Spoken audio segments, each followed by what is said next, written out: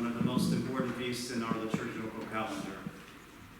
It is in many ways the crowning event of Christ's incarnation, in which the victor rises in triumph, and it is for us, his members, a great source of hope. The Ascension is first of all a feast of divine justice. The Son of God humbled himself by becoming man, and that in order to redeem us by the further humiliation of the cross. The Father sent his Son to accomplish this mission on our behalf, and the Son did so out of love and obedience. When the Son had fulfilled all that the Father asked of him, God exalted him, such that human nature, he assumed, was lifted above the angels.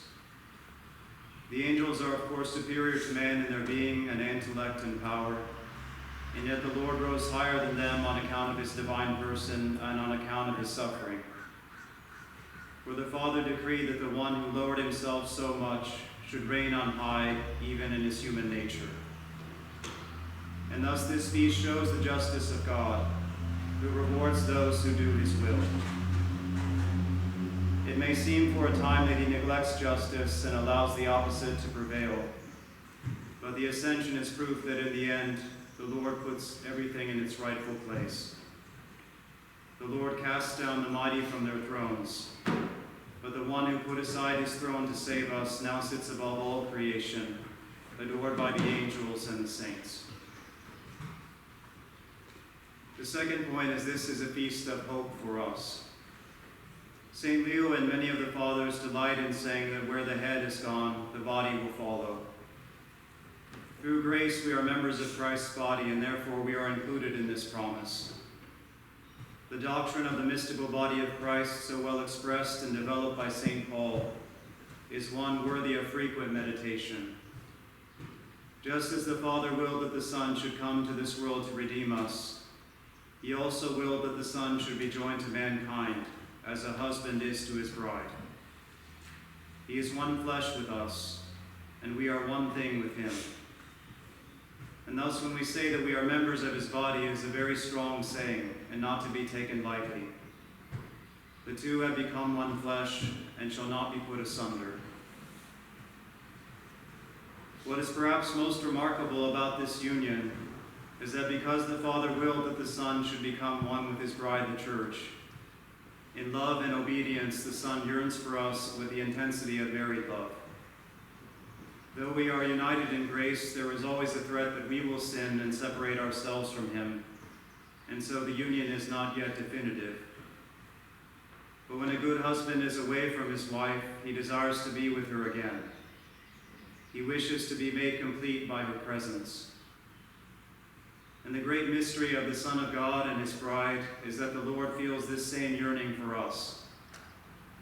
Although he reigns in glory, he still awaits our presence, and he does not wish to be alone. But not only that, he wants every member of his body to be with him. Even if we were in a very pleasant place, we would prefer to be there with all our members accounted for. Tahiti is not as appealing if we have to give up a foot to get there. And the Amalfi Coast does not beckon in the same way if we must hand over a finger or a kidney for payment to be there.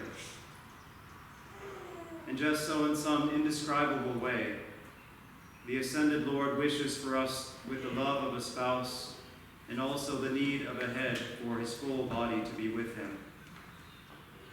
And this yearning of his will not be set aside until the full number of the elect has joined him in heaven. So let us act to be worthy of this divine desire. He has said that he goes to prepare a place for us there.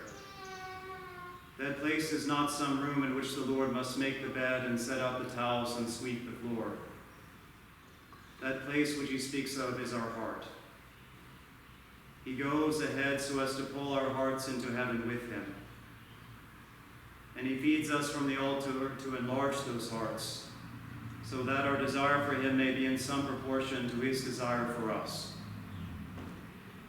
In his goodness, by our celebration of this holy day, may he expand our hearts to love him evermore, and lift up those same hearts, so that amidst the passing things of this life, our hearts may be fixed in heaven, awaiting the day of definitive union and our own glorification with him.